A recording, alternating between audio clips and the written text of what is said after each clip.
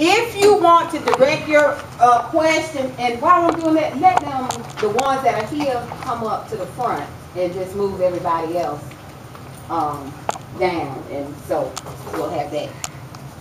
Okay, if you want to direct your question to a particular, they're going to share their platforms in just a moment.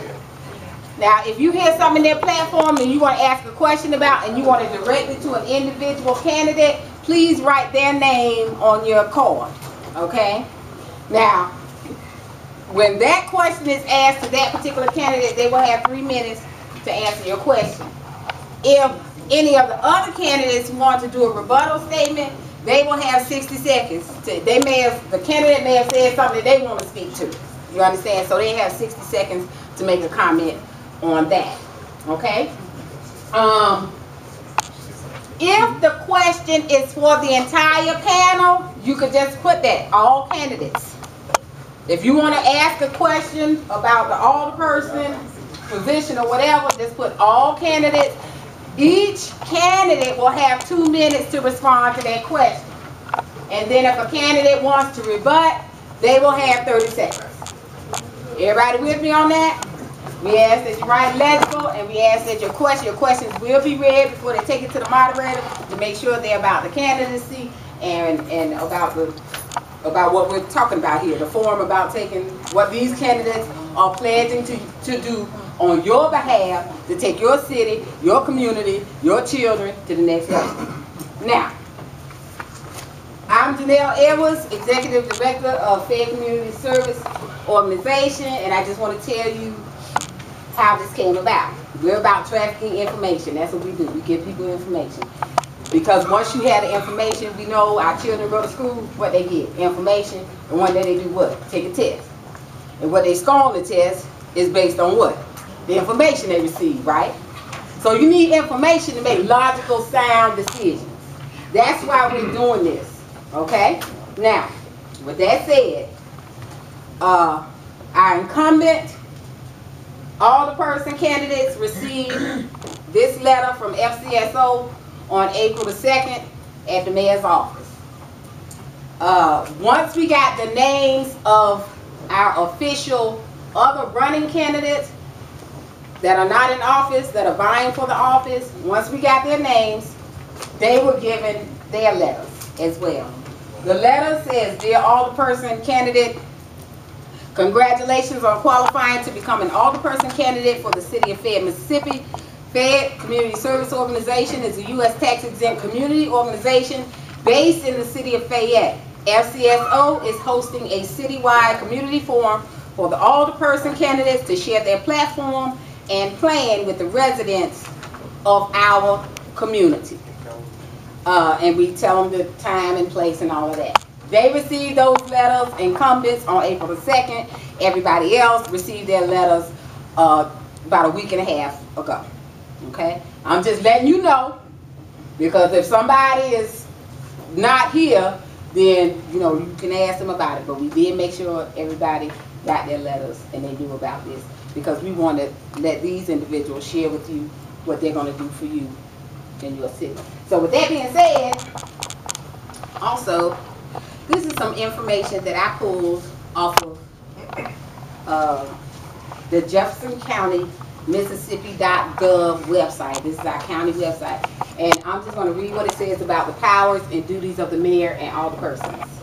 The mayor is vested with the superintending control of all officers and affairs of the municipality and is charged with seeing that the laws and ordinances are executed.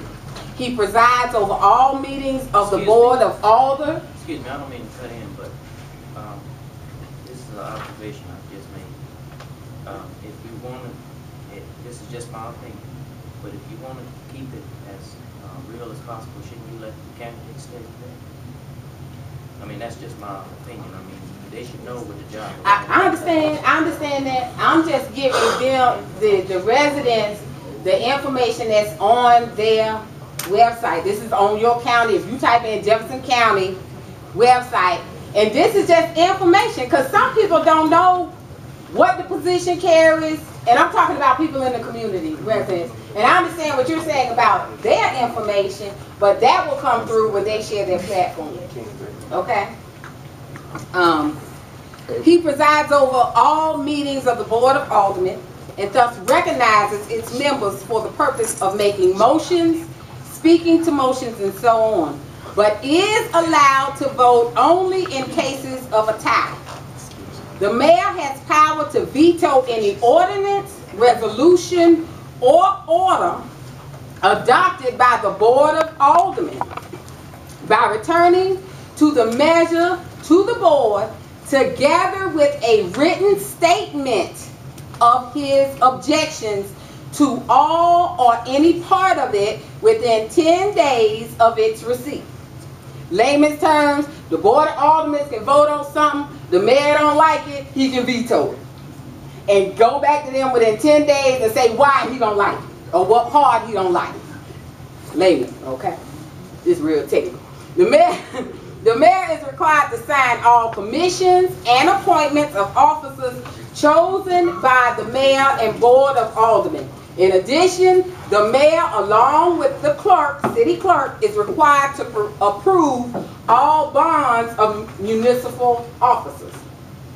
Although the mayor presides over all meetings of the Board of Aldermen, only members of the board may make motions and cast votes, except on cases of equal division where the mayor may cast the deciding vote. The Board of Aldermen is required to elect from its members a mayor pro tem to preside over its meeting and otherwise serve in the place of the mayor in case of his temporary absence or disability. The board is also required to submit all of its ordinances, resolutions, and orders to the mayor for approval or veto. And in the event the mayor vetoes any measure, the board may override the veto by a vote of 2/3 of its members. Now this is on Jefferson County ms.gov if you want to look it up. Okay? And without further ado, I will hand it over to our moderator, Ms. Tamika Earl, Attorney Earl. Hi, good evening, everyone. Good evening. The first thing that we'll do this evening is allow each of our candidates to state their names and their platforms or anything else introductory they would like to give to the audience. So we can start with Alderperson Middleton. Good evening, everyone. Good evening. I'm Claudine Stars Middleton, native of Fayette, Mississippi. I've lived in other Mississippi communities and moved back here, I'll say about 30+ years ago, and decided that this would be home. And having that in mind, I wanted the very best for my community. After a few years staying here, this is actually my 3rd term being Alder-person, and I would really like to work with anyone that wants to improve the overall conditions of our community to help everyone, not just particular things, but to improve the quality of life for our overall community. My goal for the upcoming term is to work with whomever is elected, chosen by the people, to serve and to act in a capacity as an elected official and a servant, not someone that's in authority. Mr. McBride. My name is David Lee McBride, City of Fayette.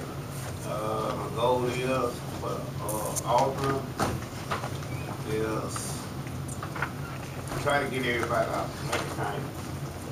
The only been in office, we still going down here.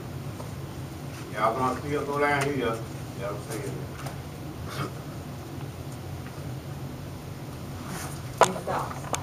My name is Sharon Rankin-Doss. I am a candidate for Alder-person.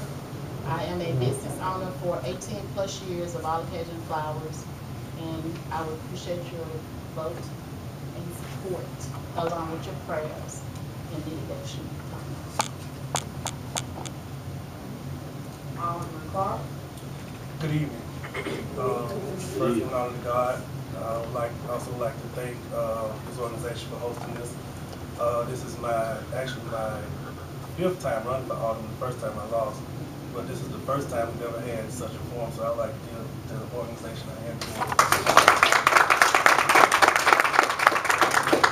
Also, another observation would be real nice if, we could just not have elections, let the 5 people here, run the city since we can't enough to come out. But I know that's not going to happen. My name is Alder-person again. I've been an Alderman 12 years here. And in that time, we have accomplished a lot of things. A lot of things we do here that you don't actually see with the eye. And I know just human nature that we believe in things that we can see and touch. A lot of the complaints that we get are not really warranted. We talk about our police department. We have adequate police protection. Natchez is uniforms are better, their equipment is better, the uniforms is better, equipment is better, our crime rate is better, our violent crime rate is better, our legal service, our department of our judicial department, I feel like it's better. We get people in that break the law, we take them to jail. One thing I would like to do in this term coming up, I would like to do more to change the culture of this community. The city of Fayette don't throw down paper. We pick up paper.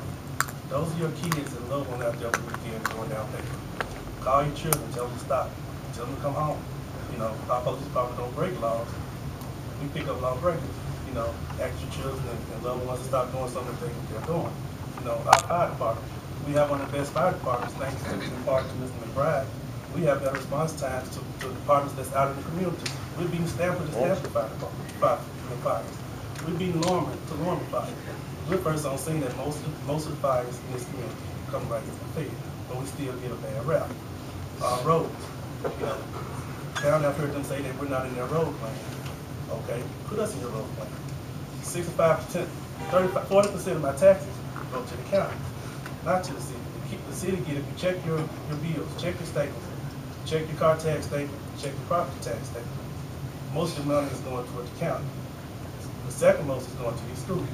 The bottom portion, if you live in the city, is coming to the city. But they're under the impression that they don't have to help us, and we've gone on numerous occasions. Recreation. People say we don't have recreation here. We have 3 parks in this community. We have a park on the north end of town, down below the clinic. We have a park on the south end of town, with a swing set and walking trail. It's a county park, but it's nice. They've done a good job down there. We have a baseball park up here. We have recreational facilities. We're not babysitters.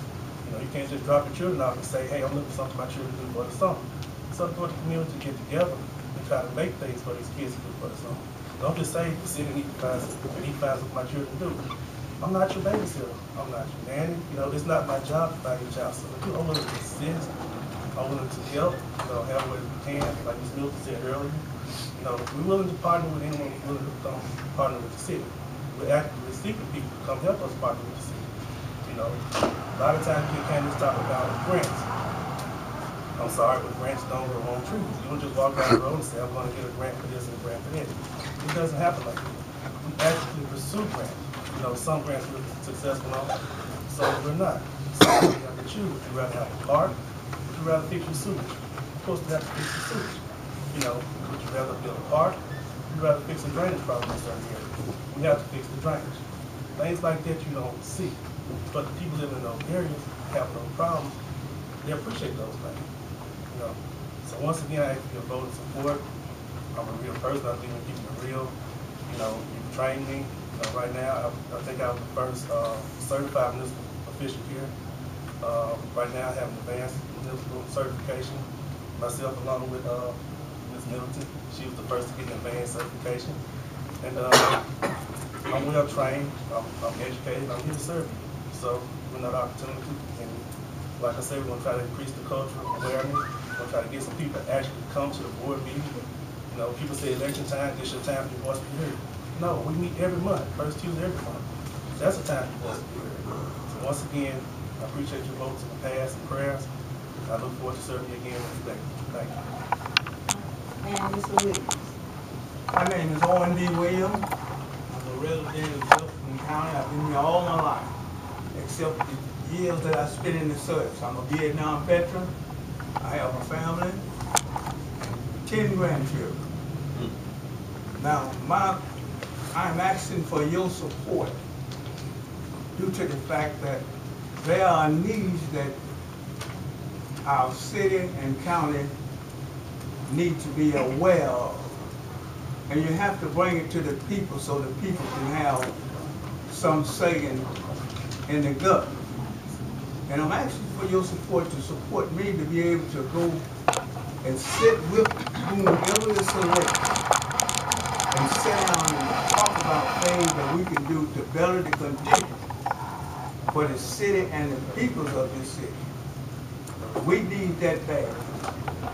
We need the citizens to get involved, but you need leaders who gonna bring the truth to the citizens. Let them know what the truth is. We need that.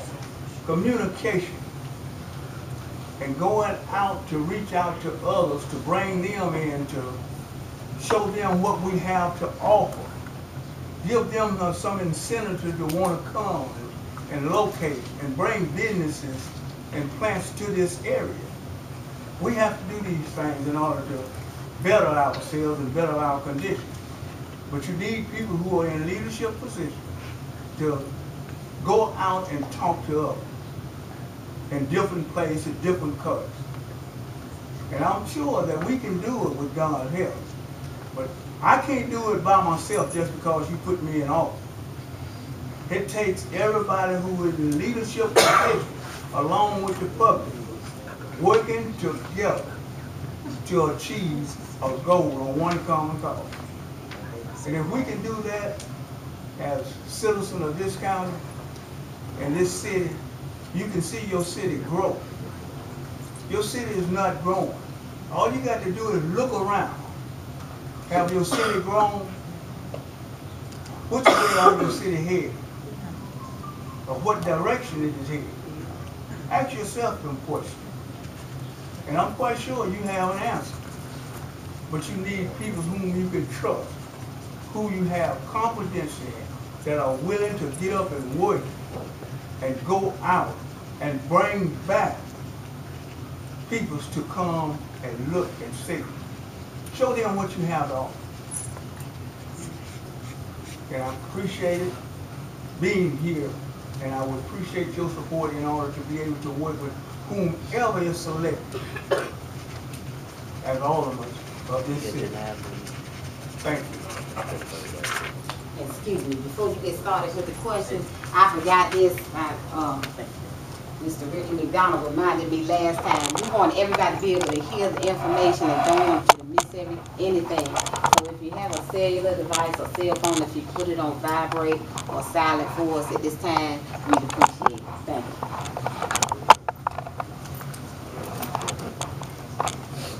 All right, the first question from the audience can be properly posed to our incumbents, Mr. Clark and Mrs. Middleton. And the question is the proposed racetrack a city project, and what is the status of that? It's a private project. That's Rogers King, the mayor, in a private group. It has nothing to do with the city. So I don't have any projected time frame that it will be complete. No information there. We have no problem. We have the same role you have. The next question is generally to everyone, and you all will have 2 minutes each to answer. It says, every small town around Fayette is growing in commerce and other areas. Why isn't that? Either one's correct. Go first. Doesn't matter. Well, I go first.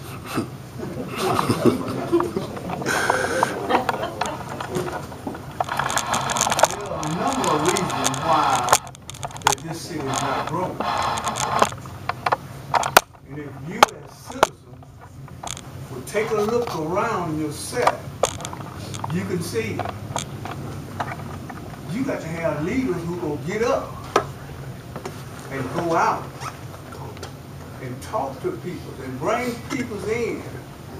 Show them what you have to offer. Give them some incentive to want to come in and locate in your town or your county. Bring some production with it. If you don't do that, which way are you going? You going back. And Fayette has went 40 years backwards instead of going 40 years forward.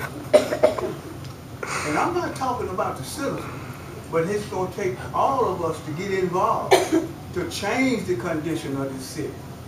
One person can't do it. Each and every one of us got to have a call that we want to see things better. Not for Mr. Williams, for the entire community. Housing, stores, businesses, industrial, all this helps make up your city and your county, and it makes it better for you. But if we don't do it, if we don't work at it together, we're not going to achieve it. It takes togetherness, and it takes leadership. Everybody can't lead. And if you can't follow, you can't lead. You got to have good leaders. And my best policy is, if you be honest with yourself, you can be honest with everybody else.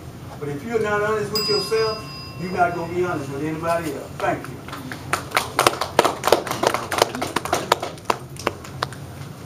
One thing I would like to say about commerce is that the city is not, allowed to own private businesses.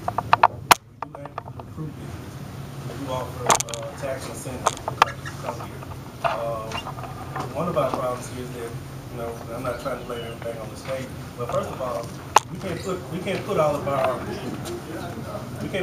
community problems on leadership. The community have a responsibility. The community have to go out and actively seek, businesses. I can't run a plumbing business and run the local plant and then be alderman and then keep my job that I have to care. It takes private citizens to get involved. Also the state of Mississippi gives away millions of dollars for plants like Nissan and Toyota to come to Mississippi. We don't have a seat at the table. Both of our state representatives sit in Claiborne County. So this opportunity for a plant or something to come here that the state of Mississippi has to put money into, guess what? No one's there to ask for it for Jefferson County. It's a lot of reasons. We look at our tax rates here. The city of Fayette raised your taxes 0.1 million, 1/10 of a million, in the 12 years I've been there. The county's done that in 12 years into a meeting. Raised it, 30 times. So we have a responsibility, but you also have a responsibility. It's not just up for the city to say, let's open a business. We can't do that. We're here to assist, we can help, we can partner, we can offer tax incentives and tax breaks for opening business for periods of time. But everyone has to play a part. It's up to all of us to get this thing done. We can't just say, hey, selection time, let's jump on the city officials and get some more people in office.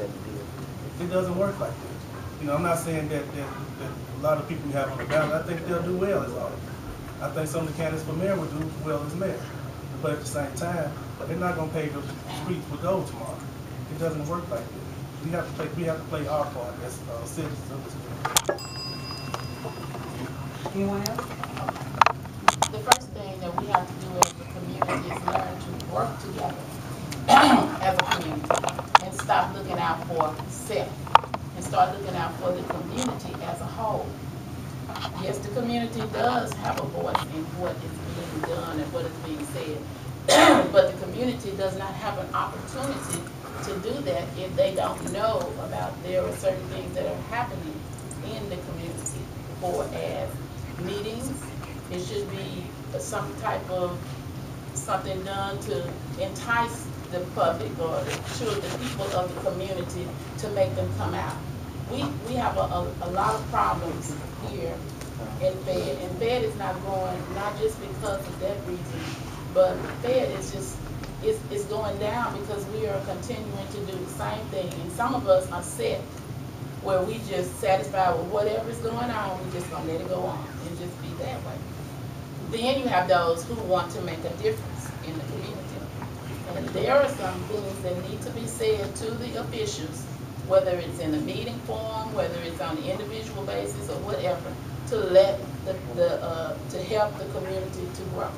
And if we don't start coming together, whether we have to meet with the supervisors or along with the community in order to make this town grow, we're still gonna go downhill like we're going right now. And that's what we are. We're going downhill because we're looking out for the elected officials, or looking out for self and not for the community.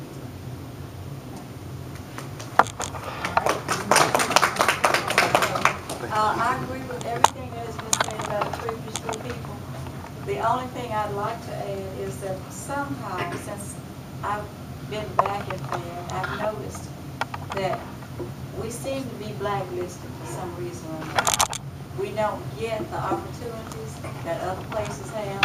And the other thing that I think we need to do more of is be more persistent. From speaking from experience in the educational arena, if I saw something that I thought the school district could benefit from, I went after it. And I went after it, no matter what it took. I stayed after it until they noticed that we really wanted it. And I think that's one of the things that leadership has to do, not only in the city but the county too. You got to be consistent about what you want, to convince people that you really want it.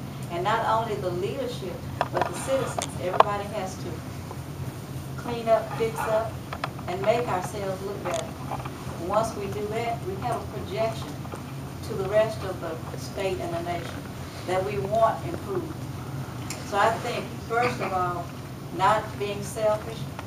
Number one, as they said, as people said previously, working together, working with anybody for the benefit of this community, not for the benefit of one or two, but for the benefit of the overall good of the people. I think if we took that approach and be more consistent, just kind of force yourself in on certain things and not just be a bystander or an occasional person that interjects. You have to be consistent about what you want, what you believe in. So I think the leadership actually needs to be more persistent, more precise about what's needed, and not only the leadership, but the citizens. We need to project that.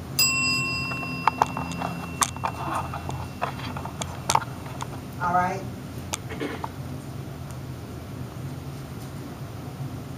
The next question generally is,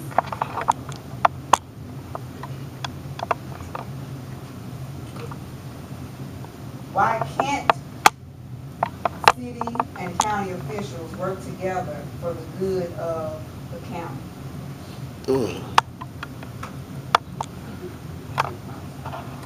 Because the city and the county is fighting against each other. That's why we don't have red lights, because of the city. As long as everybody in the office for the city, you never will get down.